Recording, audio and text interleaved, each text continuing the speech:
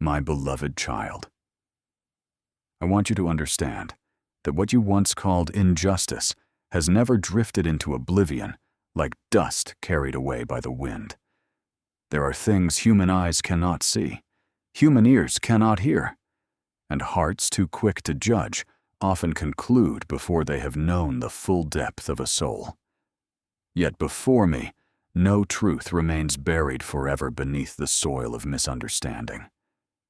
I do not judge as mankind judges, for people often look only at outward appearances, while I look into the hidden motives, the wounds never spoken aloud, and the moments you remained silent, not because you were wrong, but because you were too weary to keep defending yourself.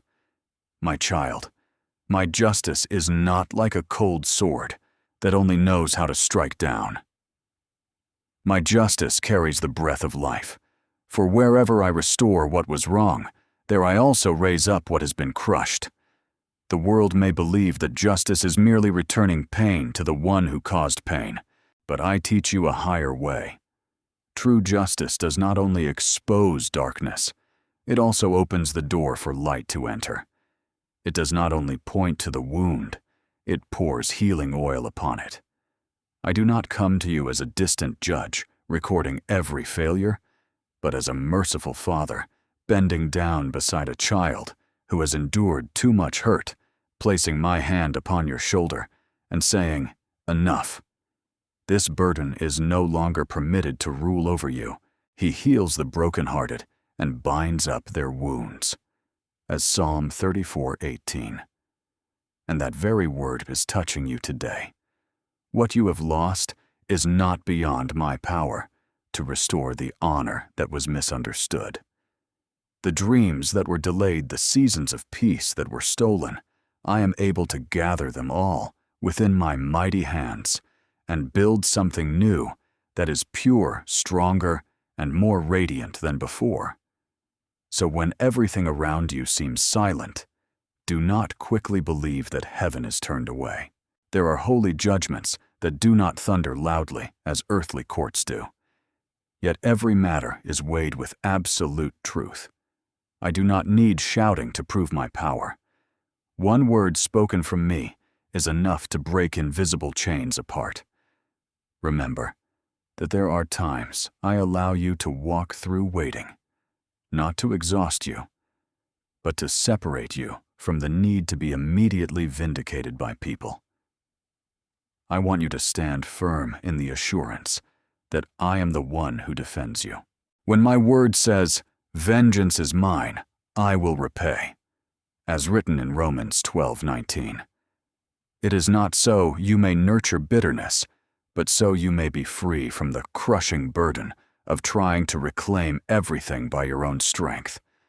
You do not need to turn your heart into a battlefield of hatred. You only need to place the matter into my hands and allow me to do what no human power can accomplish, to bring truth into the light, to remove false condemnation, and to transform the very place where you were wounded into a place where grace is revealed. I want to remind you of Joshua, the high priest, in the vision given to the prophet Zechariah. He stood before the angel of the Lord, while the accuser stood at his right side to oppose him. His garments were filthy, and in the eyes of the accuser, that was proof enough for him to be rejected. But I did not allow the voice of accusation to decide the destiny of the one I had chosen. I declared, "The Lord rebuke you, Satan," as recorded in Zechariah 3:2. And then I commanded that the filthy garments be removed from Joshua and replaced with clean, priestly robes. Do you see, my child? This is the picture of a spiritual courtroom where mercy triumphs over condemnation. I did not deny the stained garments, but neither did I allow those garments to define the person I had called. In the same way, the things that clung to you during seasons of pain, the words others threw upon you, the stains circumstances tried to attach to your name, these are not your final identity. When I speak restoration, no accusation can rise above my voice. When I clothe you with new garments, the past no longer has the authority to force you to bow your head like one defeated. My beloved child, let your heart soften before this truth. I do not only desire to vindicate you outwardly, I also desire to set you free inwardly. There are people who are recognized by the world as being right, yet their hearts remain imprisoned by bitterness. There are those who win an argument, yet lose the gentleness of their soul. I do not want you to walk away from the old story, merely holding evidence in your hands, but carrying light within your heart. Therefore, when I bring justice to the things that wounded you, I also touch the places where you have learned to defend yourself for far too long. I remove from you the fear of being misunderstood, the obsession with explaining everything, and the exhaustion of constantly trying to prove your innocence. If God is for us, who can be against us? As Romans 8:31 declares, is not meant to sound like a slogan, but like an anchor for your soul. You belong to me. Your true honor does not rest in the mouths of people, but in what I declare about you. When I call you beloved, every other accusation becomes only a faint echo before the throne of grace. From this day forward, walk as one whom I have lifted up, not as someone still waiting for the world to grant permission to be at peace. Forgive, but do not force yourself to return to the place that shattered you unless I lead you there. Be gentle, but do not mistake gentleness for allowing darkness to continue crossing the sacred boundaries I have placed around your soul. Trust that I am able to correct what has been distorted in my own way, in my own timing, with a precision no one could foresee. Then you will see what once made you weep will become a testimony that I never abandoned you. What once caused you to lower your head will become the place where you learned to lift it again in grace. What once looked like a sentence of condemnation will be transformed by me into a declaration of restoration. He will make your righteousness shine like the dawn, and the justice of your cause like the noonday sun, as Psalm 37:6 has promised. Rest in me, my beloved. The highest court does not belong to human hands, and the final voice over your life does not belong to the accuser.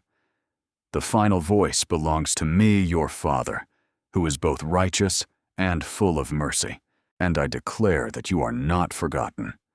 You are not defined by your pain, and you are being led into a new season of freedom where my justice does not harden you, but causes you to shine with holy peace. My beloved child, before you search for an explanation for everything that has happened, allow your soul to rest within my presence. There are moments when I do not require you to be strong, when I do not demand that you stand upright in the middle of pain, nor ask you to hide your tears as though weeping were weakness. I created tears as the silent language of the soul. And when you no longer know how to pray with words, those tears themselves are heard by me. My word says, you keep track of all my sorrows. You have collected all my tears in your bottle. As Psalm 56:8, it reminds you that not a single pain of yours falls to the ground without meaning. What you think is a sign of brokenness can in my hands become a jewel refined through fire. What you believe is failure can, beneath my light, become the beginning of a new testimony. Therefore, do not fear your own softness. For a tender heart is the soil where grace is most easily planted. My child, there is something I want you to understand deeply. My justice is not born from anger, the way mankind often imagines. I do not sit upon my throne searching for opportunities to punish, nor do I rejoice when a soul collapses beneath the weight of its mistakes. I am righteous. Yet my righteousness always carries the fragrance of love. When I set right what is wrong, I do not only weigh outward actions, but I also see the wounds, the weaknesses, the confusion, the cries too deep for words, and even the possibility of restoration within every person. The world often wants justice to become a painful exchange. One person brought low, so another may feel lifted up. One person suffering loss, so another heart may feel satisfied. But I tell you that justice from heaven is not meant to nourish bitterness. It is meant to restore all that has been distorted back into the order of light. He has shown you, O man, what is good, and what does the Lord require of you? But to act justly. Love, mercy, and walk humbly with your God, as Micah 6:8 has revealed. Do you see my child in my ways? Righteousness is never separated from mercy, and mercy never betrays the truth. Sometimes you may wonder, if I show mercy, does that mean wrongdoing is simply overlooked? But my child, my mercy is not the same as ignoring darkness. I do not cover sin with a veil, so that it may continue harming the human soul. I bring light. Yet that light is not meant to consume the trembling and weary, but to help them see the way back home. I reveal what must be revealed, not because I desire to shame, but because what remains hidden for too long eventually becomes chains. When I judge with truth. When I heal with love, and in both. My nature remains unchanged. A bruised reed he will not break, and a smoldering wick he will not snuff out. As Isaiah 42:3 reveals my heart toward souls that are weary and wounded, I do not come to crush what is already cracked, but to lift it gently, with hands both tender and powerful. Remember the story of the woman dragged before Jesus because of her sin. The crowd stood around her with stones in their hands, each believing they were defending justice, while in truth, many of their hearts were being driven by condemnation. They wanted a swift verdict, wanted to witness punishment, wanted to use the failure of one human being to prove their own righteousness. But my son bent down and wrote upon the ground. And within that holy silence, he neither denied the truth nor allowed cruelty to disguise itself as righteousness. Then he said, "Let him who is without sin among you be the first to throw a stone at her." As recorded in John 8:7, the stones fell to the ground, and one by one, the people quietly walked away. That woman did not encounter cheap tolerance. She encountered a mercy that led her out of darkness. When Jesus said, "Neither do I condemn you. Go and sin no more." As written in John 8:11, it became a picture of heavenly justice itself, not abandoning truth, yet also refusing to bury a soul beneath condemnation. Therefore, my beloved child, as I lead you into a deeper understanding of my justice, I do not want you to wield truth like a blade that wounds others. I want you to carry truth like a lamp that lights the way for those who are lost. There are people who hurt you because they themselves are wounded. There are those who condemned you because they have never learned how to see themselves through the light of grace. There are those who cause pain not because they are strong, but because chaos lives within them. This does not mean you must allow wrongdoing to continue entering your life. I teach you love, but I also teach you wisdom. I teach you forgiveness, but I also teach you to establish holy boundaries when necessary. For my justice does not only rescue the wrongdoer from destruction, it also protects the wounded from remaining trapped within cycles of pain. And there will come a day when you look back upon seasons of tears and realize that I was working in places where you thought there was only silence. Not every restoration arrives with thunder. Often it comes like the dawn, slowly yet surely pushing back darkness layer by layer. I am touching the parts of you that closed themselves off because of disappointment. I am softening the corners of your heart that became hardened from defending yourself for too long. I am teaching you that true victory is not seeing others brought low, but seeing your own soul set free from bitterness. mercy triumphs over judgment. As James 2:13 is not a weak saying, but the power of the kingdom of heaven itself. When you allow my mercy to reign within you, the ones who wounded you no longer sit upon the throne of your memories. The past no longer commands your breathing, and old wounds no longer determine how you see the future.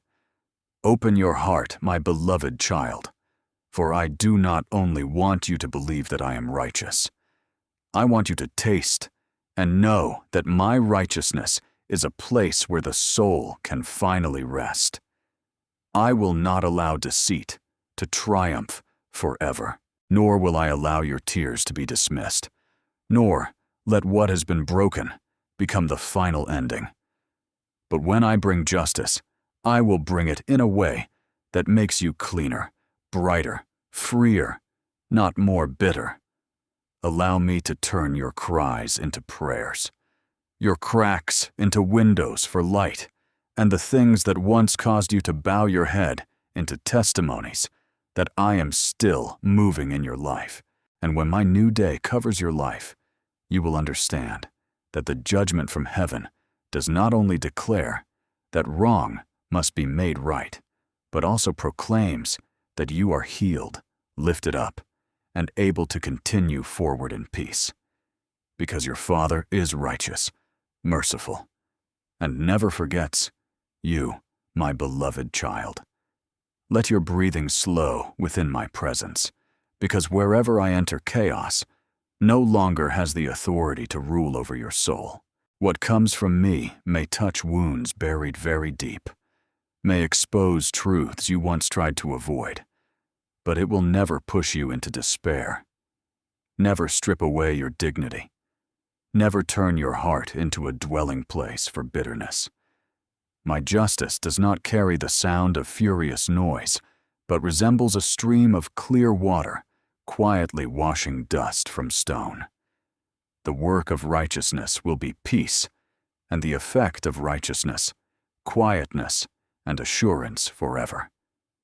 As Isaiah 32:17 declares, so learn to recognize my footsteps through that holy peace.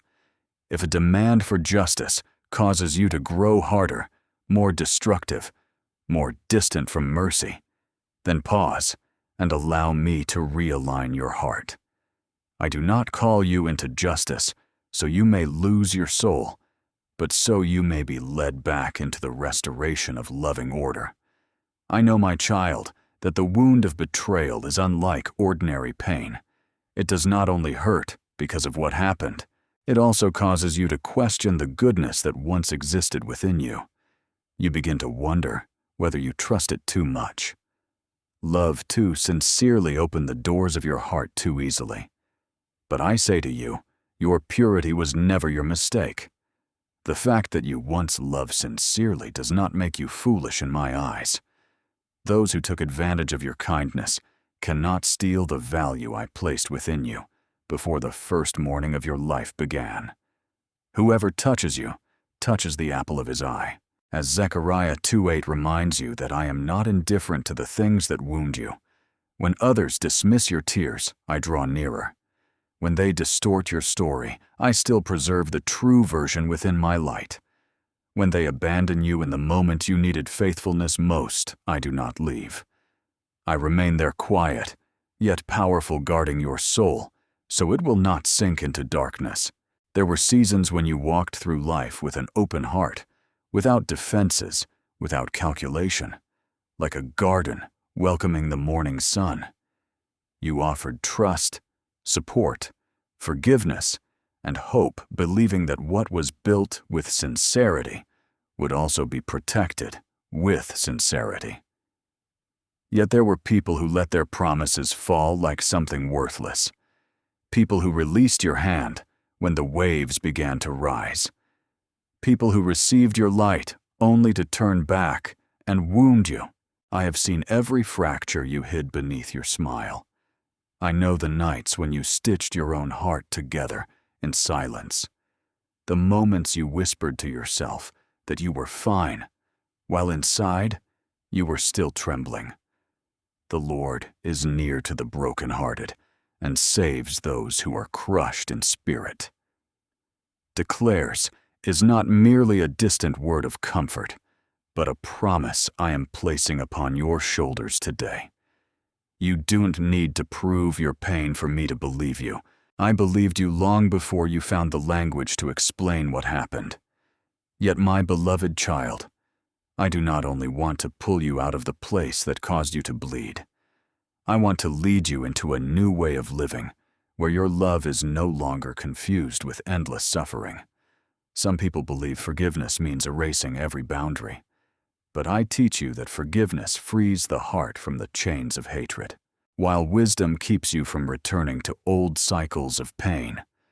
True love does not permit wrongdoing to continue trampling the sacred places within you.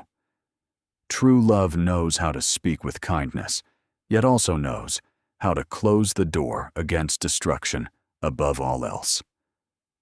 Guard your heart, for everything you do flows from it.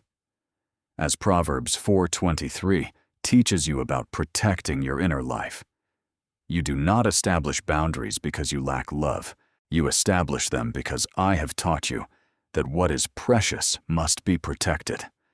A garden without fences will soon be trampled by wild beasts. A heart without discernment can easily mistake the voice of the one who harms it for the voice of love. Remember Joseph, the son who was sold by his own brothers, thrown into a pit, carried into a foreign land, falsely accused and forgotten within a prison cell. To human eyes, his story looked like injustice, piled upon injustice. Yet I did not allow the pit to become the end of him, nor did I allow the prison to define the promise I had placed upon his life. During those hidden years, I was not only preparing outward circumstances, I was also shaping Joseph's heart, so that when power finally came into his hands, he would not use it as a weapon of revenge. And when the day arrived for him to stand again before the very brothers who betrayed him, he was able to say, "You intended to harm me, but God intended it for good." As Genesis 50:20 records, "Do you see, my child? I do not call evil good, but I do possess the power to transform the place where evil seemed to triumph into a stage upon which my grace and wisdom are revealed." My justice did not merely lift Joseph out of the pit, it also made him a source of life for many others. Therefore, do not rush to demand that everything be resolved at the speed of your wound, because wounds often crave immediate answers simply to lessen the pain. I understand your weariness, and I understand the part of you that longed for an apology, an acknowledgement, a sign that what you endured wasn't ignored. But if justice arrives while your heart is still being ruled by bitterness, you may receive my gift with hands trembling from anger. So I heal you first, so that when truth is revealed, you will not turn truth into a blade. I soften your heart first, not to make you weak, but to make you strong without becoming cruel. Peace I leave with you. My peace I give to you. I do not give to you as the world gives. As John 14:27 reminds you that the gift I have prepared for you does not depend upon another person's repentance, nor is it delayed by their silence. And one day, you will look back and realize that I did not waste a single one of your tears. In the place where others thought only barren ground remained, I planted seeds of dignity once more. In the place you believed held nothing but painful memories, I built an altar of gratitude, where hands once let go of you. I placed my own hand beneath you and lifted you up more firmly than before. Continue walking forward, but do not walk in haste. Forgive, but do not abandon wisdom. Love, but allow your love to be purified by truth. I will deal with what must be dealt with. Expose what must be exposed, and heal what must be healed. But I want you to hold tightly to peace as the mark of one who belongs to me. You are not defined by the betrayal that touched your life. You are defined by the love that called you beloved, by the hands that formed you, by the light now leading you out of the long night. And when my dawn rises over your life, you will know that heavenly justice does not only bring wrongdoing down before truth, but also lifts your soul up into freedom, gentleness, and a radiance greater than before. My beloved child, let my words settle within you, like morning dew resting upon a field after a long night. Do not rush to conclude that silence means absence, nor believe that hidden things have escaped my sight. I do not sleep through your pain, nor do I abandon the pages of your life that others have rewritten with the ink of deception. Before me, darkness has no eternal refuge, and the moment of my intervention is never late. Though to a hurting heart the waiting may feel as long as an endless winter, my word is declared. God will judge both the righteous and the wicked, for there will be a time for every activity, a time to judge every deed. As Ecclesiastes 3:17 reminds you, therefore, do not allow sorrow to pull a veil across your eyes. Stand still in holy trust, knowing that I am the one who sees what no one else sees, hears what no one else hears, and holds every truth within my righteous hands. I have seen you in the days when you walked with sincerity, without calculation, without clothing yourself in hard layers of defense. Your heart was once soft, like soil freshly watered by rain, ready to receive the seeds of love, hope, and trust. But there were people who entered that garden not to tend it, but to sow confusion within it. They brought promises, yet failed to keep them, offered closeness without faithfulness, carried smiles while hiding selfishness in their hearts. You were hurt not because you were weak, but because you were genuine. You were wounded not because you lacked value, but because the purity within you was touched by hands that didn't know reverence. But my child, don't condemn yourself for having loved sincerely what the world calls vulnerability. I can transform into strength, refined by grace what you think was naive. I will clothe with the garments of wisdom. And it is precisely there that I teach you the difference between innocence and carelessness. I do not want your heart to become stone simply because someone once cracked it. Neither do I want you to continue opening the door to destruction simply because you fear becoming cold. There is a holy path between those two extremes. Gentle without being blind, loving without losing yourself, forgiving without handing the keys of your soul back to someone who has not yet learned how to treasure it. Above all else, guard your heart, for everything you do flows from it. As Proverbs 4:23 teaches, guarding your heart does not mean building a prison around it, but creating a garden with gates, with fences, with light, a place where goodness may flourish and evil may no longer trample freely. I will not take away your ability to love. I will simply make that love clearer in sight, deeper in truth, and stronger in its foundation. Remember the story of Esther. My child, the young woman who seemed so small within a foreign palace, yet whom I placed at the appointed moment to save her people. Haman secretly wove his evil schemes, constructing a plan he believed was hidden, even preparing the gallows for Mordecai. The righteous man he longed to destroy, but what humanity thinks has been sealed within darkness can never escape my ordering hand. In a single night when the king could not sleep, the book of records was opened, and the forgotten good deed of Mordecai was brought back into the light. Do you see, my beloved? I can use even one sleepless night to turn the course of destiny. The one who prepared a trap ultimately fell into his own snare. Just as it is written, whoever digs a pit will fall into it. If someone rolls a stone, it will roll back on them. As Proverbs, I do not need haste in order to prove my power. All I require is my appointed time, and what was hidden will reveal itself, while what was twisted will be straightened beneath the light. Therefore, my beloved child, do not allow bitterness to make a home within your heart. Bitterness often enters like a protector, but quietly becomes the master of the house, commanding your memories, distorting your vision, and causing you to forget the fragrance of grace. I do not want justice to come to you clothed in hatred, because then you may win the story, yet lose your peace. Let truth travel its own path, while you remain secure beneath my covering. Commit your way to the Lord.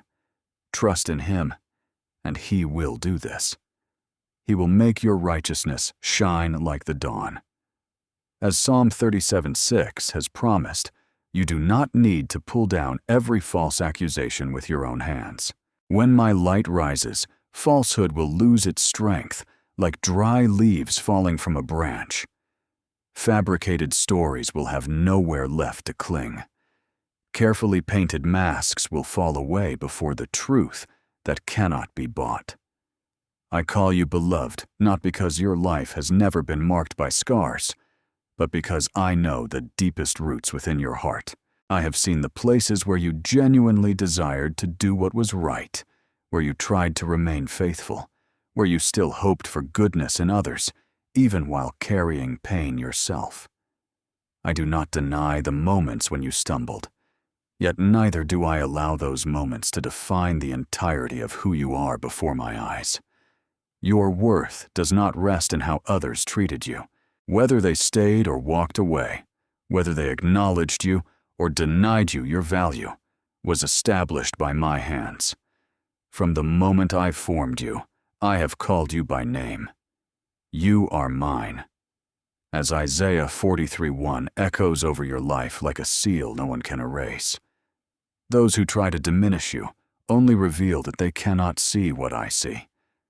But I, my child, continue to hold your name within my mercy and within my truth. And you will come out of this season not with a locked heart, but with a soul that has been refined.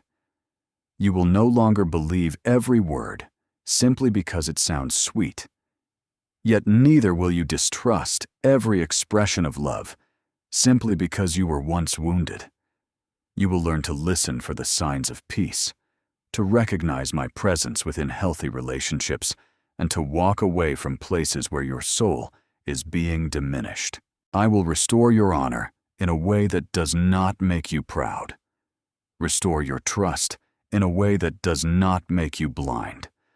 Restore your tenderness in a way that does not make you weak. Allow me to become the Lord of the harvest within your life. I will uproot the poisonous roots, tend again to the healthy shoots, and transform the places once trampled into gardens blooming with flowers. You are not forgotten, not defined by betrayal, not buried beneath the words of people. I am leading you into the place where love and justice meet, where truth does not harden you, but causes you to rise in peace, purity, and strength before me. My beloved child, today I come near to you not with thunder that brings fear, but with the gentle breath of a father bending down beside your weary soul. Let your heart become still before me. For not every question must be answered immediately in order for you to find peace. There are things that the tighter you try to hold them, the more your heart continues to bleed. There are explanations that the harder you chase them, the deeper you wander into the labyrinth of pain. Therefore, I say to you, open your hands. Do not continue clutching what wounded you as though it were the only proof your story ever existed. I have already seen it. I have already known it. You do not need to keep embracing the wound in order to prove that it was real. Be still and know that I am God. It is not a command to deny your pain, but an invitation to place that pain into the hands of the one who can transform it into freedom. I know you have grown weary waiting for an apology that never came, lying awake at night, asking yourself how others could wound you, and then walk away as though nothing had happened. I know you tried to piece together every fragment of memory, searching for where you went wrong, what you lacked, what you could have done differently. But my child, there are doors that remain closed, not because you are unworthy, but because behind them there is nothing I desire for you to return and receive. There are answers withheld, not to punish you, but so you may learn that healing does not depend upon the honesty of the one who hurt you. The Lord will fight for you. You need only to be still. As Exodus 14:14 once echoed beside the Red Sea. And today that same word stands between you and the things you cannot resolve by your own strength. Your part is not to become judge over every matter. Your part is to step out of the prison of anger and allow me to do what belongs to me. My child, understand this deeply. Anger may make you feel strong for a moment, but if you allow it to remain too long within your heart, it will begin speaking with the voice of a master. It will tell you never to trust again, never to soften again, never to hope again. But I do not want you to live like a soul locked behind the iron doors of the past. I do not condemn you for feeling anger in the face of injustice.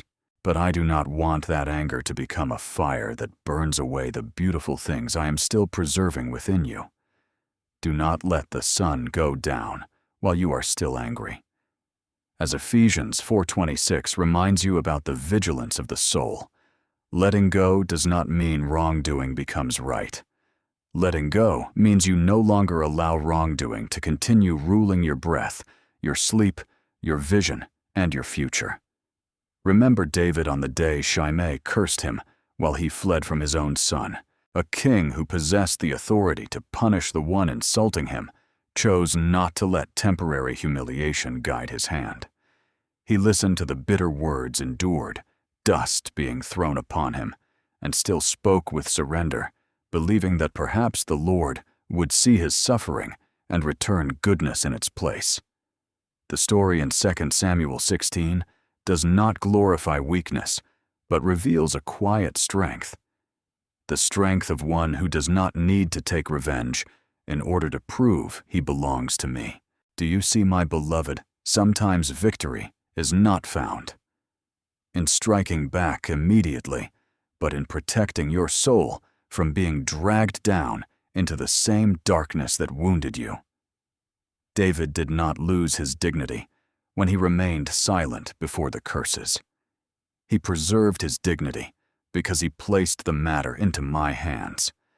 Therefore, my beloved child, trust that my judgment is not flawed like human sight. People often hear only one side of a story and rush to conclusions, see one crack, and assume they understand the entire house. Witness one moment of weakness and label it failure. But I see the whole journey. I see the motives, the circumstances, the fears, the deception, the things spoken aloud, and the things hidden beneath silence. The eyes of the Lord are everywhere, keeping watch on the wicked and the good. As Proverbs 15:3 declares clearly, so do not fear, that truth requires your constant noise in order to survive. Truth is not so fragile that it must be defended through panic. Truth belongs to the light, and my light always knows how to return in the appointed season. I do not forget my child, but neither do I move according to the restless urgency of a wounded heart. There are times when you want everything to be judged immediately, because you believe that only when wrongdoing is overturned will your soul finally find rest. But I know that if you receive justice before your heart has been healed, you may turn it into a sword rather than a key.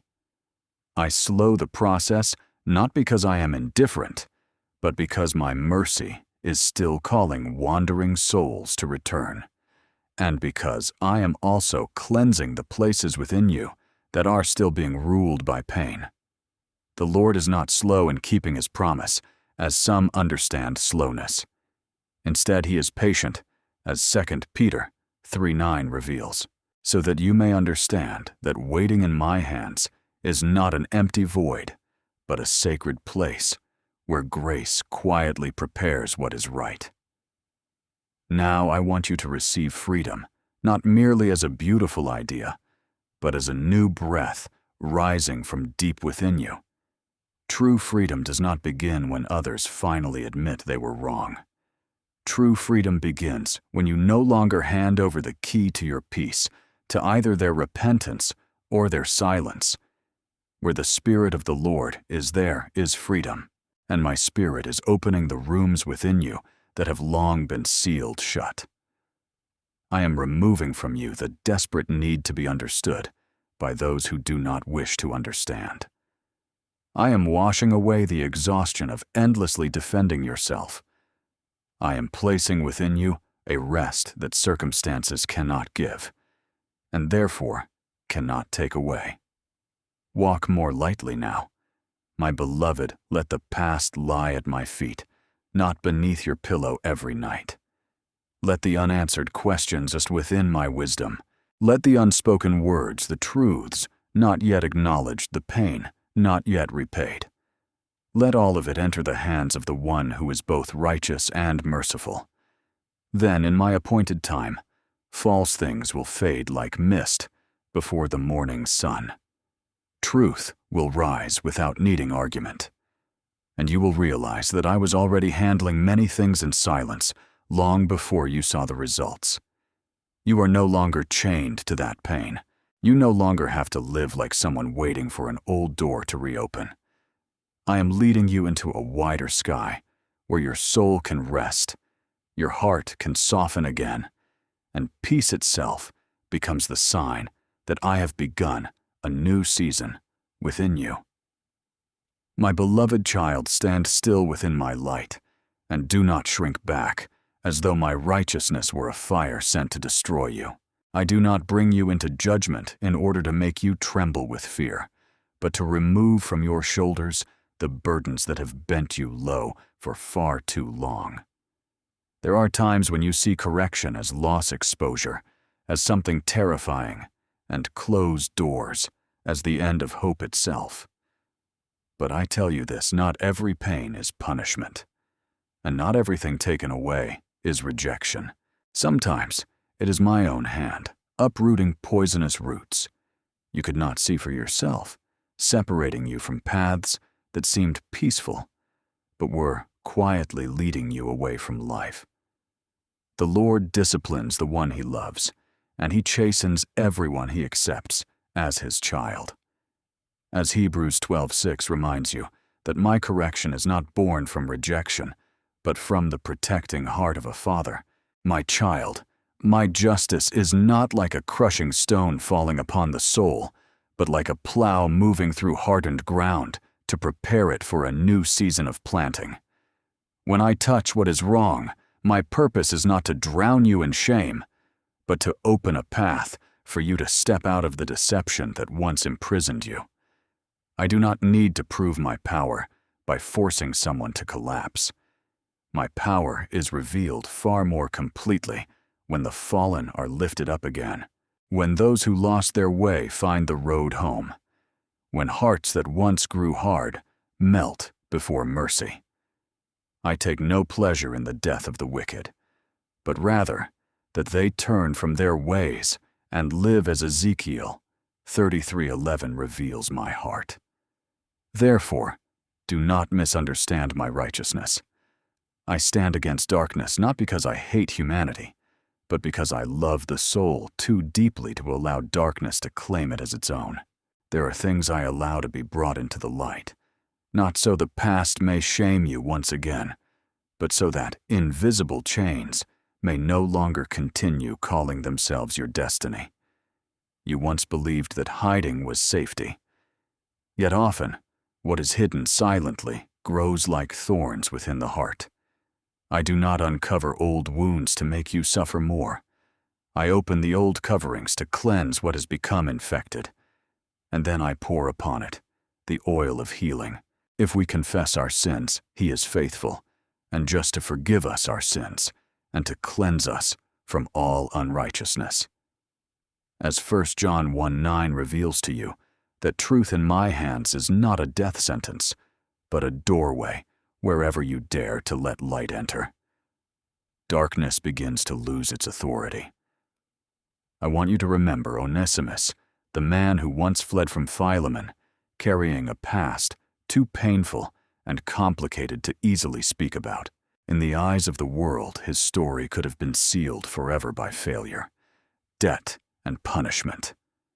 But through my guidance, that runaway encountered Paul was touched by the gospel and was sent back no longer as an unknown servant, defined by wrongdoing, but as a beloved brother received in love.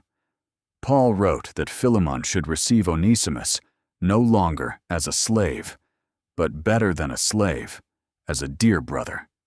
As written in Philemon 1:16, "Do you see my child? This is the image of redeemed justice. Wrongdoing is not pretended away as though it never happened, yet the person is not buried beneath that wrongdoing forever." I do not merely correct a record. I transform a heart, restore a relationship, and teach both the wounded and the one who once failed to stand together beneath grace. Therefore, do not fear the place where I judge.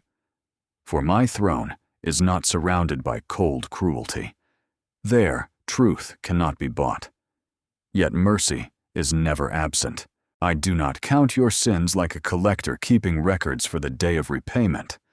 For if you, Lord, kept a record of sins, Lord, who could stand as Psalm 133 cries out, "I look upon you with eyes that know all things." But those eyes do not search only for stains.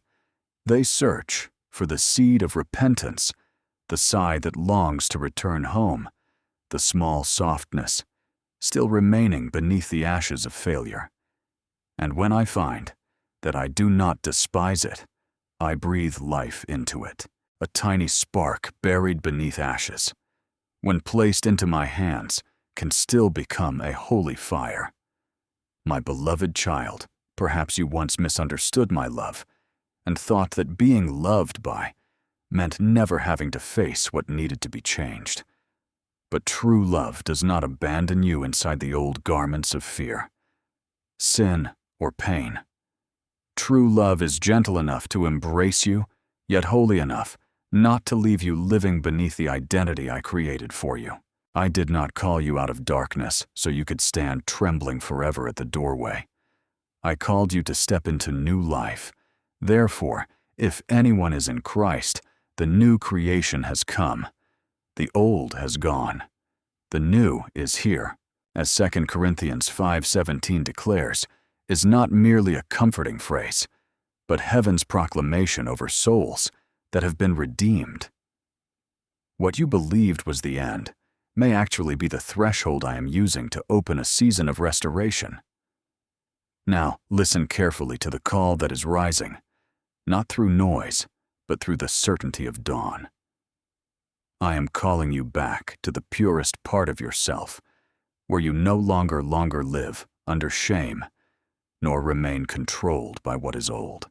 I am rebuilding within you the things that once were broken. Trust rebuilt through wisdom. Tenderness rebuilt through strength. Hope rebuilt through truth.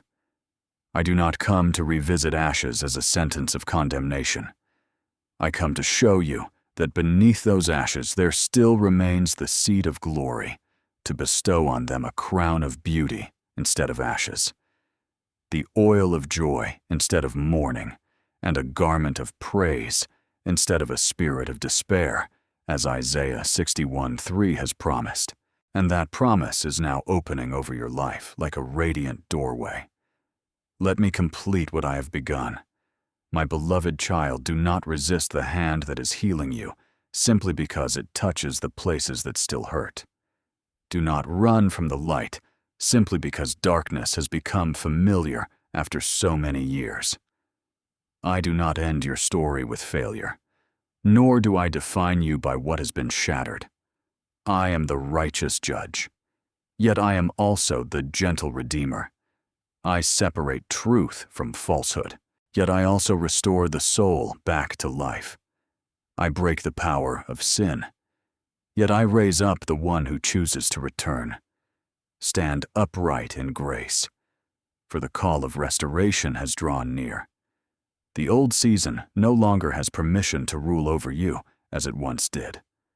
My dawn is breaking through the night, and in the very place you thought had died, I am planting new life, pure, deeper, and more radiant within my everlasting love. My beloved child, do not tremble before the hand that is rebuilding you. For what I am doing within you is not destruction, but restoration. There are seasons when I touch your life, like a potter shaping a vessel still bent out of form, not to shatter it without purpose, but to mold it again according to the original design. The process may feel slower than you hoped, deeper than you expected, and more painful than you believed you could endure. Yet, my child, true restoration never happens only on the surface. I do not merely wipe the tears from your face. I enter the place where those tears were born. I do not only change the circumstances around you. I renew the source deep within you, so that when the new season arrives, you will not step into it, carrying an old heart imprisoned by fear. My word declares, he who began a good work in you will carry it on to completion. As Philippians 1:6 reminds you, that what I begin, I do not abandon halfway. Therefore, even if today you cannot yet see the full picture, trust that every crack is being transformed by me into a pathway for light. Sometimes you think the things removed from your hands are signs that I no longer favor you. But I want you to see with deeper eyes. Not every loss is a stripping away. Some losses are acts of liberation. Not every closed door is failure. Some doors closed to keep you from continuing into places where your soul would slowly wither. I know the things you clung to simply because they were familiar, even though they no longer nourished life within you. I know what once made you feel safe, while in truth, it was only making you smaller. So when I remove something, I am creating sacred space for what is greater and more worthy. When I allow you to touch the limits of your own strength, it is not so. You will be abandoned there. But so you may discover that beneath every fragile foundation of this world, I still remain the eternal rock that cannot be shaken. He set my feet upon a rock and made my steps secure. Psalm 42, and that very word is lifting you from the place where you thought you could never stand again. Lift up your heart, my beloved, because what I am declaring over your life is not merely a small change in circumstance, but a shifting of seasons in the deepest places of your soul. The old season left many marks upon you, words that made you doubt yourself, disappointments that made you cautious toward hope, seasons of waiting so long that you began to believe blessing had forgotten the way to your door. But I declare that your identity is not written by the past, not sealed by pain, and not limited by what has been lost. Behold, I make all things new, as Revelation 21:5 proclaims, is not decorative language for pleasant days, but the command of the one who has authority to call life forth from desolation. I am breathing new life into the places within you that once ran dry. I am reopening your ability to trust, your ability to love, your ability to continue walking forward without being chained to the echoes of yesterday.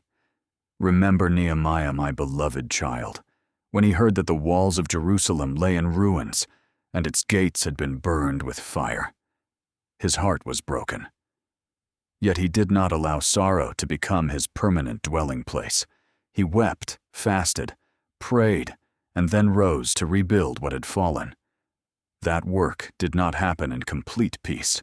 There were those who mocked him, threatened him, and tried to distract him from his calling. Yet Nehemiah did not abandon the wall to chase after the noise of his opponents. He declared, "The God of heaven will give us success. We, his servants, will arise and build." As Nehemiah 2:20 records, Do you see, my child? Restoration is not always a miracle that happens in an instant. Often restoration looks like one stone being set back into place at a time, one ruined section being lifted again through perseverance, one burned gate rebuilt beneath my protection. In the same way, I am rebuilding the sacred walls within your heart. Not walls of isolation, but walls of dignity. Not walls that distance you from love, but walls that protect what I have placed within you from being trampled again. I am teaching you to step courageously into new doors without carrying the fearful habits of the old season with you. And when I bless you, do not grasp at the blessing anxiously, as though it might disappear at any moment. Receive it with humility, for blessings from me are not given to feed pride, but to make you a light for others. Those who sow in tears will reap with songs of joy. As Psalm 126:5 is promised, and believe that the tears once shed in silence were never wasted. In my hands, they become seeds, and in my appointed time, they will blossom into a harvest of peace. But my child, a new season requires a heart that is both tender and steadfast. If you become too hardened, you will no longer receive what I desire to heal within you. If your faith becomes too fragile, you will turn back every time the winds grow strong. Therefore, I am shaping you in a holy way, softening your heart before my presence, yet strengthening your steps before the trials that still remain. Do not fear moving forward without knowing the entire road ahead. Faith is not seeing every detail before taking a step. Faith is hearing my voice and trusting that the one who calls you will also sustain you. For we walk by faith, not by sight. As 2 Corinthians 5:7 teaches you the rhythm of those who belong to me, you do not need to know the whole journey in order to obey the next step. As long as your hand remains in mine, you are no longer walking alone. So prepare your heart, my beloved, not with tension, but with watchfulness. Release the old words that once made you feel small. Take off the garment of victimhood that pain tried to place upon your shoulders. Rise as one who has been called cleansed and sent into a wider horizon. I am not bringing you into a season of restoration, so you may stand forever mourning over ashes. I am bringing you there, so you may witness how I can place a crown of beauty where mourning once lived. A song where sighing once echoed a flowing stream, where there was once only cracked and barren ground. Do not turn back simply because you became familiar with the old land. Do not fear open doors simply because you once experienced closed ones. I am going before you, and what I open no one can shut apart from my will. Walk forward in peace, for my season has touched your life. And from this day onward, the things that once shattered you will no longer be the end of your story, but the foundation of a testimony, declaring that your Father still lives, still loves, still restores, and still makes all things beautiful in His perfect time. My beloved child, come near to me in the quiet place, not as someone who must offer countless words in order to gain my attention, but as a child returning to the arms of a father after long days of weariness. Prayer is not merely words rising toward heaven. Prayer is the place where your soul is restored to the rhythm of grace. There are things outwardly that may not change immediately. Yet when you kneel before me, healing has already begun within you. The heart once dry and cracked from disappointment will be soaked again by the rain of the Holy Spirit. The bitterness that once made your tears taste sharp and heavy will slowly be purified by me until those tears are no longer signs of hatred, but streams washing clean the soul. The Lord is near to all who call on Him, to all who call on him in truth. Psalm 145:18 declares, "And remember this, I am never far from you in your weakest moments." Every sincere prayer opens a sacred room where you do not need to hide, strive, or prove your strength. You only need to allow me to touch the deepest places within you. My child, many times you come before me asking that I change your circumstances. Yet I begin by changing the rhythm of your heart. You ask me to change other people, but first, I teach your eyes to see them through a different light, not so that you may excuse wrongdoing, nor so that you may forget the truth, but so that you will not remain imprisoned within the dungeon of anger. When you pray, anger does not vanish, as though it never existed.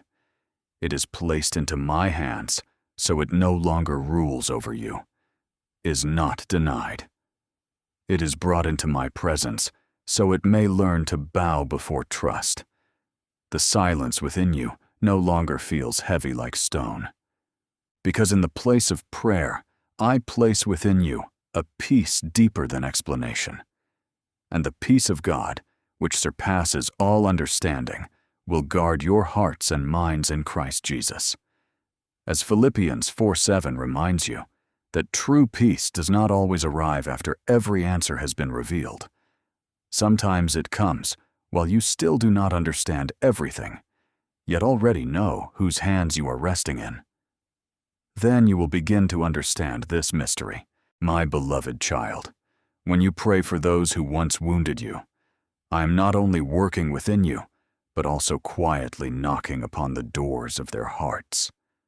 A sincere prayer is not a cord used to control another person's will, but a river of grace through which I may flow into places long frozen over.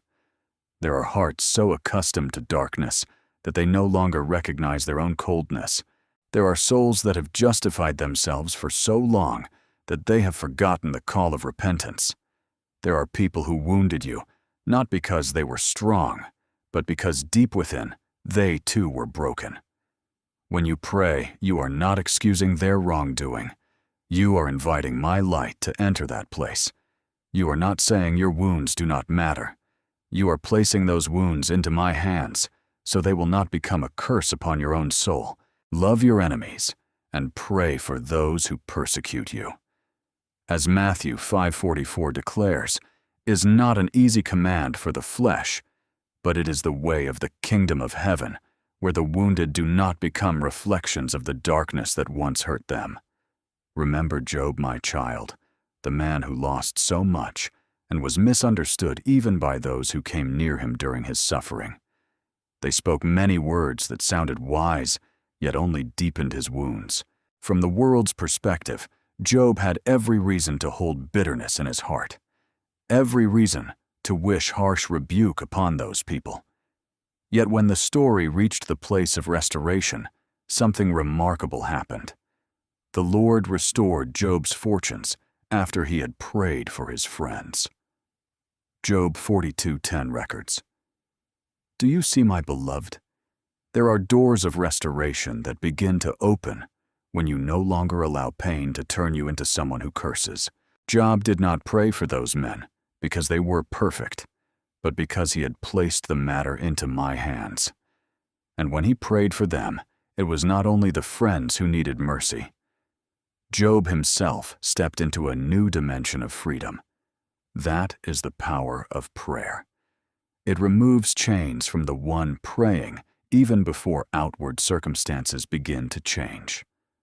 Therefore, my beloved child, do not see prayer as a dry obligation or as repeated words spoken into the heavens. Prayer is the miraculous bridge connecting your limitations with my endlessness. When you step onto that bridge by faith, you no longer view your life only through what your eyes can see today. You begin touching a source of strength, not limited by time, not imprisoned by circumstances, not defeated by what humanity calls impossible. Whatever you ask for in prayer, believe that you have received it, and it will be yours. As Mark 11:24 teaches you not about selfish demands, but about a faith that rests itself within my holy will. Through prayer, you learn to place your desires beneath my wisdom. You learn to release what you cannot control. You learn to recognize that I am not merely the one who gives answers. I myself am the presence your soul needs more than any answer. I say to you, guard your prayer life as one guards a lamp through the night, not because I am distant and must be called repeatedly before I hear, but because your heart needs to remain near me, so it will not be swept away by the noise of the world. Pray without ceasing. As 1 Thessalonians 5:17 says, does not mean your lips must speak endlessly, but that your soul remains continually open toward me. When you work, let your heart still lean toward me. When you suffer, let your breathing become a cry unto me. When you rejoice, let your joy become thanksgiving. When you do not understand, let your silence become an act of surrender. The more you remain within my presence, the less you will be defined by outward things. The more you pray, the more you will realize that you were never meant to carry every burden alone. Come to me every day, my beloved child, with an honest heart, rather than with a mask of religion. Tell me even the things you are afraid to say aloud, the things you do not yet know how to name. The emotions you fear are not holy enough. I am not afraid of the truth within you. I only desire for that truth to be brought into the light, so it may be healed. And little by little, you will see prayer transforming you. Your eyes will become gentler, your heart wider, your steps steadier, and your peace deeper than circumstances can explain. I will work within the people for whom you pray in ways you cannot force, cannot measure, and may not immediately see. Your part is simply to keep drawing near, keep believing, and keep placing everything into my hands. And within that place of prayer, you will come to understand that I am not merely changing the story around you. I am changing you yourself into a living testimony of grace, where tears become purified, pain becomes mercy, and your soul learns to rise within the freedom of the eternal Father. My beloved child, I have walked beside you through many silent places that no one else has ever seen. I have heard the sighs you hid behind your smiles, and I have watched the moments when you tried to reassure yourself that it was not dangerous, that your heart was still in control, that perhaps with just a little more time, everything would somehow become better.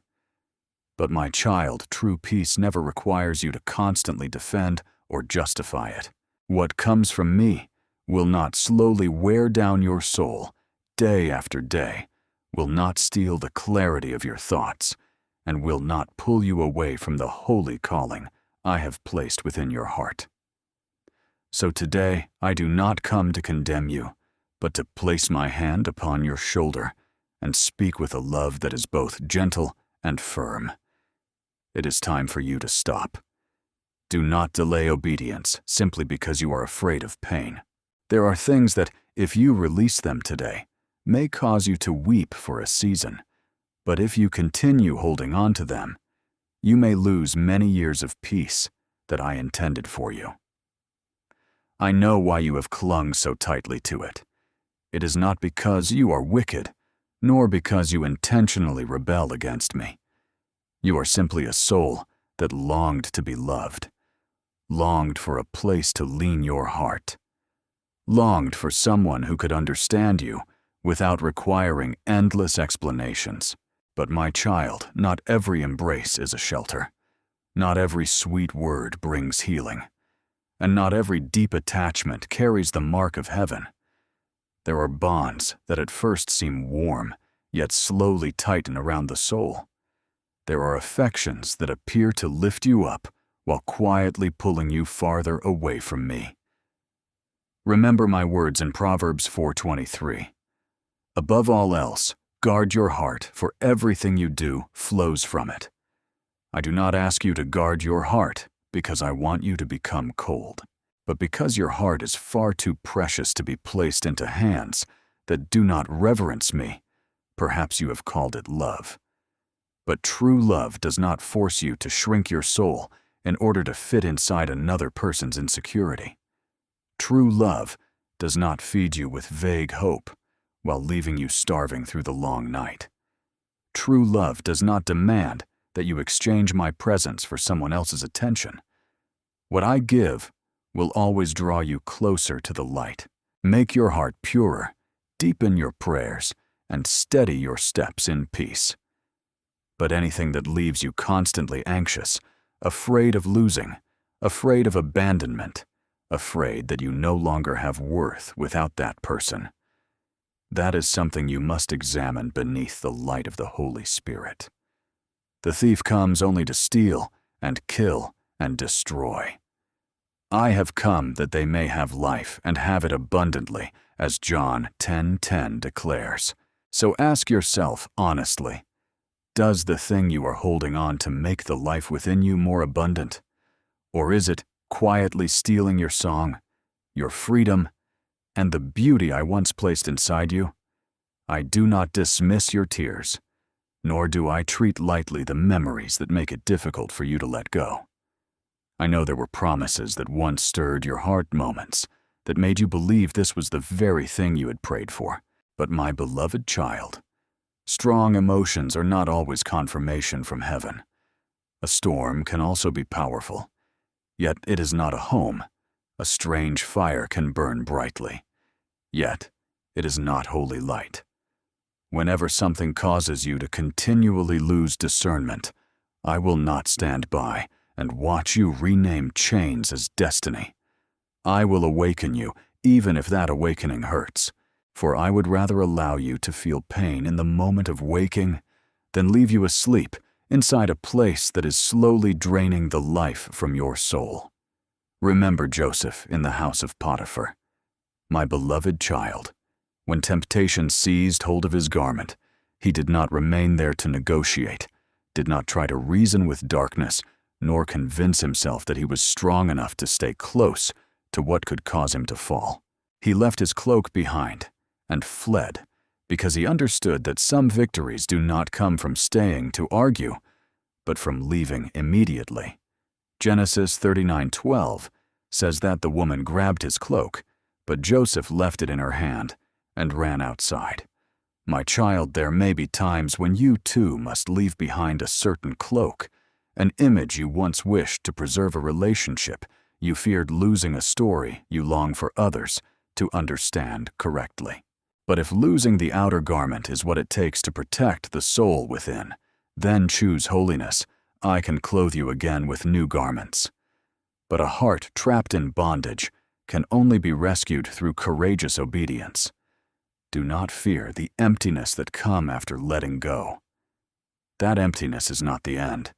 It is a room I am clearing in order to place something better within it. You once believed that without that thing you would be alone, but I tell you this. It is precisely when you leave the place that drained your soul that you will hear my voice clearly again. It is for freedom that Christ has set us free. Stand firm then, and don't let yourselves be burdened again by a yoke of slavery.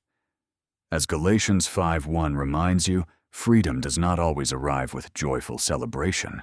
Sometimes it begins with trembling hands deleting an old path, with a prayer choked by tears, with the decision not to return to the place that wounded your soul.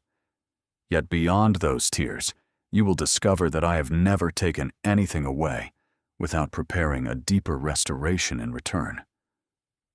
I will heal you not by erasing every memory, but by transforming those memories into places where grace can touch you. I will teach you the difference between love and dependency, between mercy and allowing others to continue wounding you, between holy patience and fearful endurance. He heals the brokenhearted and binds up their wounds, as Psalm 147:3 promises. And that word is not meant only for others, but for you today. I will not scold you for the moments when your heart was weak. I simply invite you to step out of that place of weakness and allow me to lead you into maturity. You do not need to curse the past, nor hate the person who hurt you. You only need to place everything into my hands, and then continue walking as one who has been called back into the light. So now, my beloved child, choose me over the fear of loss. Choose peace over attachment. Choose life over an emotion that is slowly exhausting your soul. I am not asking you to be strong alone. I am only asking you to place the key into my hands. When you let go, I will hold you up.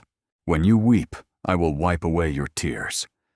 When you feel empty, I will fill you with a presence that does not betray, manipulate, or abandon. And one day, you will look back, not with bitterness, but with gratitude, because you will realize that the day you thought you lost everything was actually the day I began leading you back to yourself, back to freedom, back to dignity, and back to the holy love I intended for you long before you even knew how to name your pain. My beloved child, I see the silent battle taking place in the deepest places within you, where no one else can hear except me. Many times you have sensed a very gentle warning, a light so soft, yet undeniably real, like a thin breeze brushing against your thoughts, telling you to stop, to step back, to lay that thing down before it takes hold of your heart, more deeply. But because you were afraid of losing what you had grown accustomed to leaning on, you tried to give that uneasiness gentler names. You told yourself that perhaps this was a lesson in patience. Perhaps I wanted you to remain there, so you could love more, endure more, hope more.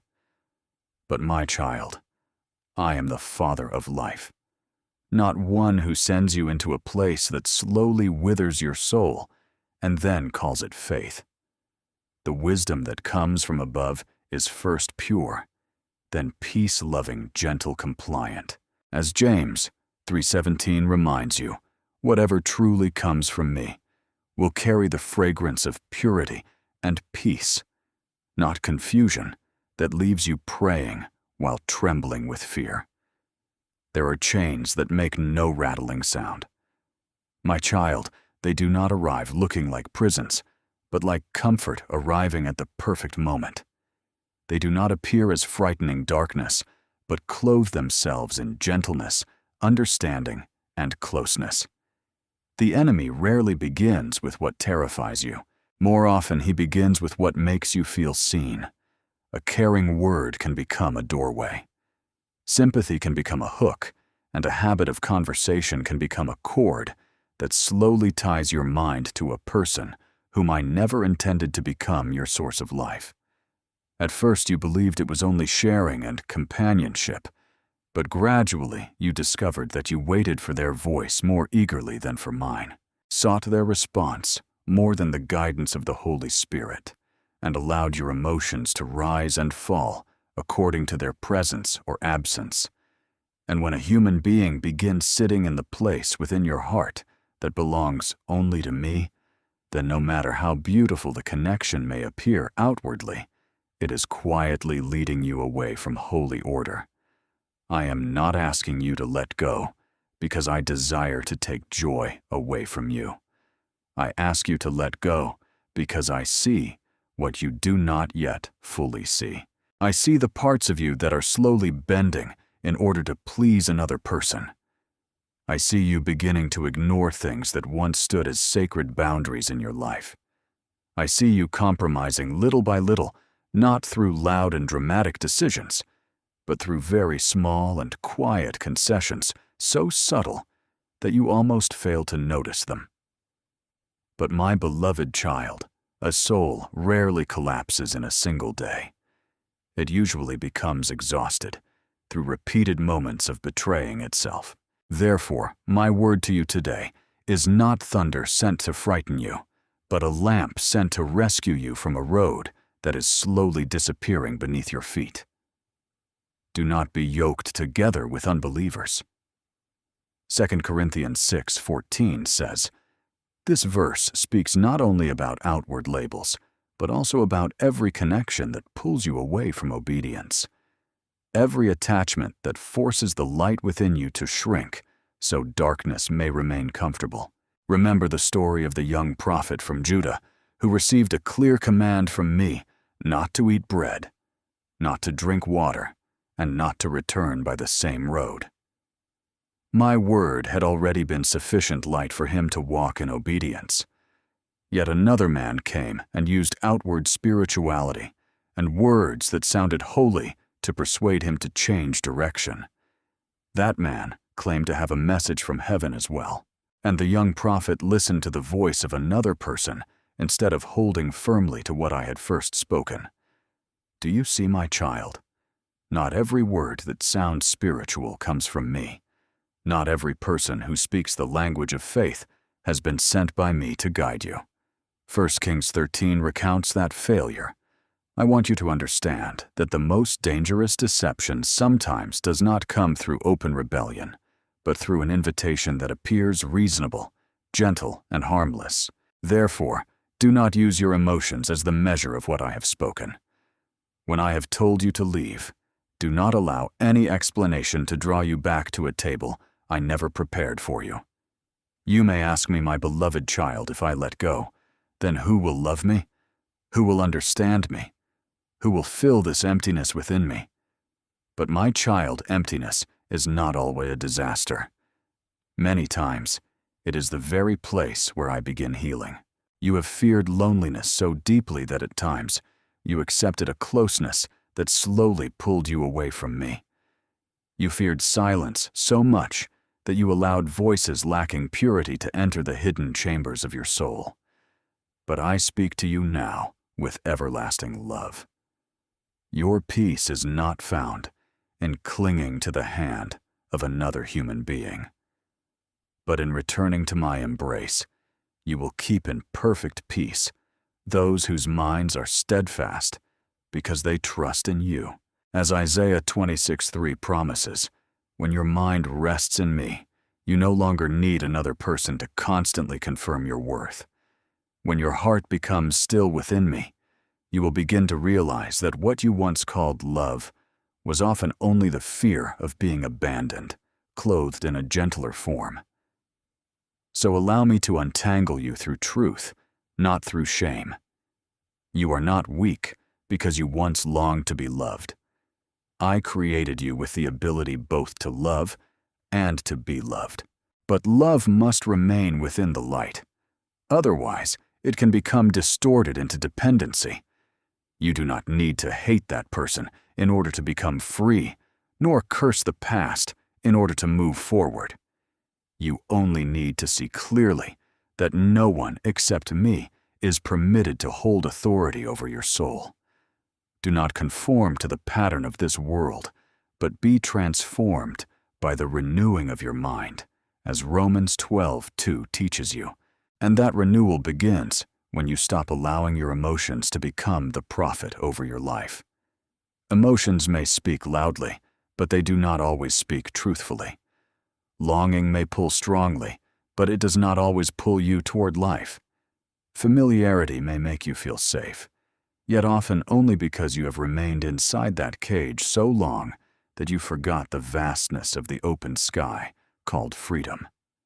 I am preparing for you a purer way of living, a love that does not require you to trade away my presence, a joy that does not survive upon the inconsistent attention of another person. But in order to receive what is new, your hands must stop clinging to what is old, as though it were your only source of life. Forget the former things. Do not dwell on the past. Say, I am doing a new thing. As Isaiah 43:18-19 echoes not to erase your history, but to open before you a path you have never walked before. Letting go is not an admission that you have failed. It is a declaration that you trust me more than your fears. Walking away from an unholy attachment does not make you smaller. It restores you to the dignity of a child who belongs to the light. Therefore, my beloved child, rise up with gentleness, yet with firmness. Let your prayers no longer be requests for me to justify what is bringing confusion into your soul, but requests for strength to obey. Close the door that you already know should no longer remain open. Bring your memories, your expectations, your uncertain promises, and even your pain, and lay them at my feet. Submit yourselves, therefore, to God. Resist the devil, and he will flee from you. As James 4:7 reminds you, that freedom comes not only through tears, but through courageous surrender. When you choose me over your emotions, you do not lose love. You simply leave behind a distorted imitation, so you may be led toward the real thing. When you choose light over familiarity, you are not stepping into emptiness. You are stepping into the place where I have been waiting to restore you with pure joy, with peace that no one can steal, and with a life far greater than anything you were ever afraid to release from your hands. Now, my beloved child, you have heard clearly. There is no longer confusion, no longer a mixture between my voice and the voice of your emotions. Now is the moment when you must decide. You will no longer be able to say that I was silent, because at this very moment, I am speaking directly into your spirit. You will no longer be able to say that I did not warn you, because every word I speak is being engraved deeply upon your heart, and you will never be able to say that I did not love you, because only a love profound enough to rescue you would dare to speak the things you do not want to hear, yet desperately need to hear in order to be saved. My child, my love is not a fragile emotion. It is a holy fire that burns away deception so your soul may become free. It is a light exposing every hidden corner you once tried to conceal.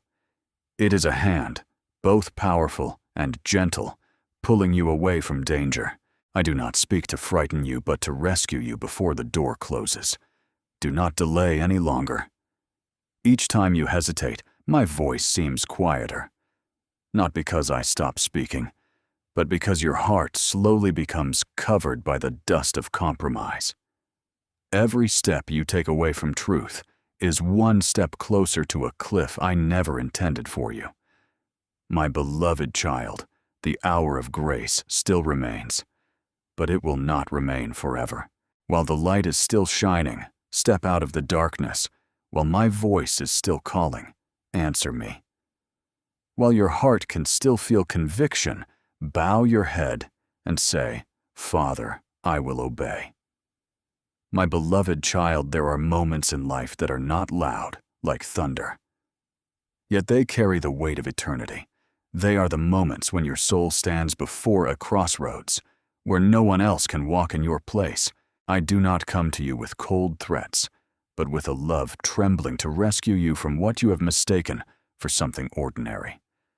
Many times, you have sensed that something was not right. A holy uneasiness gently touching your heart whenever you tried to reassure yourself. You wanted to call it exhaustion sensitivity or overthinking. Yet deep inside, you knew it was more than emotion. It was my voice calling you back. Today, if you hear his voice, do not harden your hearts. As Hebrews 3:15 echoes, not to make you afraid, but to remind you that grace always carries a real invitation, and obedience should not be postponed to some vague tomorrow that has never been promised to you. I have not abandoned you in your wandering. I have reached toward you through dreams that awakened you with heaviness upon your spirit, through words that seemed accidental, yet pierced through the walls you built around yourself, through silent moments after laughter, when you realized that despite outward fullness, something within you remained empty. Sometimes I used a sermon, a verse of scripture, a warning spoken by another person, or even the loss of peace within your own heart to draw you out of that gentle but dangerous illusion. You believed these were only scattered fragments of ordinary life, yet I had woven them together into signals of mercy. Behold, I stand at the door and knock, as Revelation 3:20 declares, is not only a word for those who have never known me. It is also the knock upon the hearts of my own children when they allow something else to occupy the most sacred room within them. I knock, not because I lack the power to break the door open, but because true love does not force itself upon anyone. True love awakens and waits for a willing response. There is a story I want you to remember, my beloved child. The story of Balaam on the road. He believed he still controlled. He had heard what I had spoken. Yet his heart continued leaning toward what he himself desired.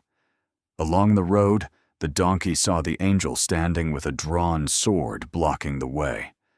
But Balaam could not see it.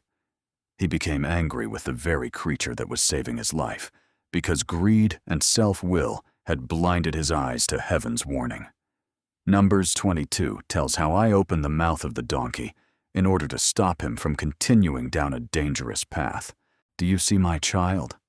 When you refuse to listen to the whisper, I may use even unexpected things to make you stop.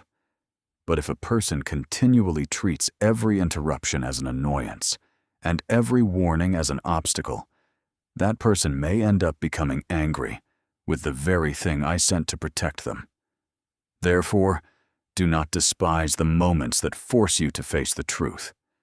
What troubles you today may actually be my hand, pulling you away from a road filled with sorrow. I know that many people hear my voice, yet continue living as though I had never spoken. They feel conviction stirring within them, but quickly cover it with comforting explanations. They say that because I am merciful. Surely I will understand that, because there is still time, change is not urgent. That one day they will obey when circumstances become more convenient. But my child, delay can disguise itself as wisdom, while underneath it is fear and hardness of heart. Every time you push the light aside, darkness does not need to conquer you through one great battle. It only needs you to become accustomed to ignoring my voice. Romans 2:4 reminds you that my kindness is meant to lead you to repentance, not to become an excuse for remaining in the very thing that is slowly hardening your soul. Grace is not permission to wander farther away. Grace is the hand reaching out to bring you back before the distance becomes a deep wound. Do not misunderstand my silence.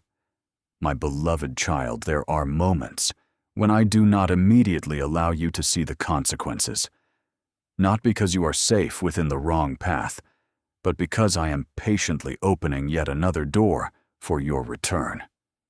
The Lord is not slow in keeping his promise, but is patient with you. As 2 Peter 3:9 reveals my heart, and that patience is space for repentance, not empty time for continued compromise. If you have not yet seen the storm, do not assume the sea is blessing your direction. If you have not yet harvested pain, do not imagine that wrong seeds bear no harvest. I do not speak these things to frighten you, but to awaken you before today's choices become tomorrow's chains. A lifestyle outside of my will may still offer a few pleasant moments, but it cannot produce true peace. Because true peace only grows upon the soil of obedience. Perhaps you have grown accustomed to waiting for a greater sign, a clearer voice, and even more undeniable proof. But my child, I have already been clear enough in what I have placed within your heart. Sometimes the problem is not that you lack light, but that you fear what the light will reveal. You want me to confirm what you are trying to hold on to, while I am inviting you to lay it down. You want me to quiet the conviction within you, while I am using that very conviction to rescue you from spiritual sleep. Seek the Lord while he may be found. Call upon him while he is near. As Isaiah 55:6 declares, is not some distant poetic phrase, but a call meant for this very moment. There are doors of grace that open gently, but a person must still choose to walk through them. No one is healed merely by seeing the medicine. You must reach out and receive it. Therefore today, I call you not to drown in shame, but to rise in awakened clarity. Do not say that you do not know the way, because I have already lit a lamp within your heart. Do not say that you have not been called, because that deep uneasiness within you is already my hand touching your soul.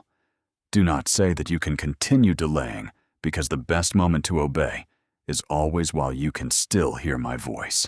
Lay down whatever is pulling you away from the light.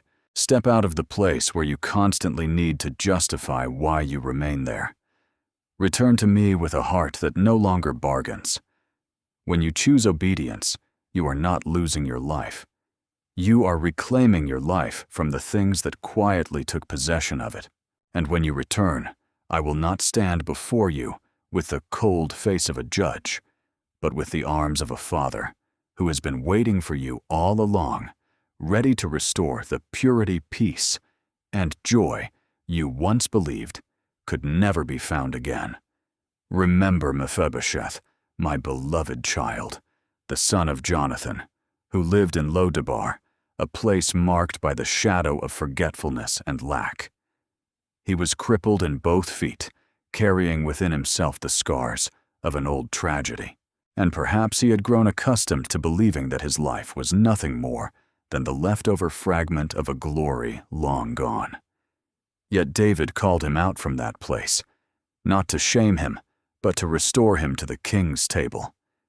In 2 Samuel 9, David said to him, "Do not be afraid," and then restored his inheritance and gave him a permanent place at the king's table.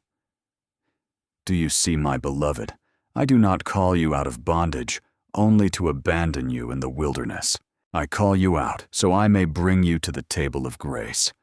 The parts of you that once fell, that were wounded, that felt unworthy, are still invited to sit near me. You are not crawling back as one defeated. You are being brought home as a child who belongs to the covenant. My beloved child, now that your hands have finally loosened their grip on what once exhausted your soul, do not fear the emptiness that remains. That emptiness is not proof that you have been abandoned. It is the place where I begin planting life again. For too long, certain rooms within your heart have been crowded with the echoes of sorrow, regret, self-blame, and questions that never found answers. Now I enter those places not as a judge, but as a gentle father, bending down beside a child, returning home after a long and weary journey. I do not demand that you become strong overnight, nor do I ask you to pretend every wound has already healed. I simply invite you to become quiet long enough to hear once again the breathing rhythm of grace. Be still and know that I am God. As Psalm 46:10 echoes in the midst of turmoil, not so you may remain motionless in despair, but so you may stop fighting through your own strength and realize that I still reign over the things you cannot arrange or control. I know there is still within you a little pain, a little anger, a little longing, a little confusion as you wonder whether you made the right decision. You became so accustomed to living with those chains that once they were removed, your soul felt both relieved. But my child, freedom at first can feel like entering a new land so wide and open that someone who has long lived inside a prison may become disoriented. I do not condemn you for those trembling moments. I will teach you how to walk step by step in the light, like one learning to move again after a season of bondage. Come to me, all who are weary and burdened, and I will give you rest. As Matthew 11:28 promises is not merely comfort, it is an open door for you today. Bring to me even the things you do not yet understand, the longing you are afraid to speak aloud, the wounds you believed you had to heal on your own. I will not only remove the burden from your shoulders, I will teach your heart to stop treating that burden as its identity. Perhaps you once believed peace would arrive only when everything was fully explained. When other people finally understood you, when the past was repaired, or when what was lost somehow returned exactly as before. But the peace I give does not depend upon life returning to its former shape. My peace comes when you realize that even in the midst of brokenness, I never left you. And the peace of God, which surpasses all understanding, will guard your hearts and minds. As Philippians 4:7 reminds you, that there is a rest greater than logic, greater than explanation, greater than your ability to control outcomes. I do not promise that you will forget everything, but I promise that those memories will no longer rule over you. I do not promise that you will never cry again, but I promise those tears will no longer become a river, pulling you back into darkness. I will turn your mourning into prayer, your scars into testimony, and the places once barren into ground, capable of blooming again. So do not fear the slow work I am doing within you. My beloved child, as these words settle deep within your spirit, I want you to know that I am not finished with you. The work of healing, restoration, and freedom has only begun. If my truth has touched the hidden places of your heart today, I invite you to pause for a moment. In the comments below, share the one thing you are choosing to release into my hands, or the promise you are now holding with renewed faith. Your testimony may be the very light another weary soul needs to find their way home. And if this message has brought comfort, peace, or fresh hope to your life, I ask you to like this video and share it with those you love. For when you share what I have given you, you become part of the greater work of restoration I am doing across the earth. Do not be afraid to let your light shine. You are not walking this new season alone. I am with you. I am for you, and I am making all things beautiful in my perfect time. Walk forward in peace, my beloved child, for my everlasting love surrounds you now and always.